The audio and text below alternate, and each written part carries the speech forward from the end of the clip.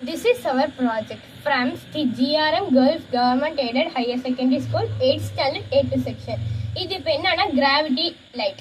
இது என்ன, இதுக்கு தேவையான பொருட்கள்லாம் என்னன்னா ரோலர் மிஷின், மோட்டார், அடுத்து லைட்டு, ஒயர், உங்களுக்கு வெயிட்டுக்கு தேவையான ஒரு பொருள். இது மட்டும் இருந்தாலே போதும், நீங்கள் இந்த வேலையை செஞ்சிடலாம். இப்போ எப்படின்னா இந்த ஒயர், இது மோட்ரு, மினி மோட்ரு உள்ளார ஒரு காப்பர் காயிலும் மேக்னெட்டும் இருக்கும். இது ரெண்டும் அட்ராக்ட் ஆகும் போது இங்க எலக்ட்ரிசிட்டி பாஸ் ஆகி இந்த இடத்துல பண்ணுது.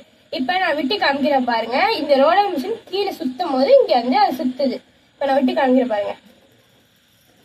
இப்ப பாருங்க லைட் எரியுதா, நான் கீழே விட்டோடனே லைட் ஆஃப் ஆயிடும்.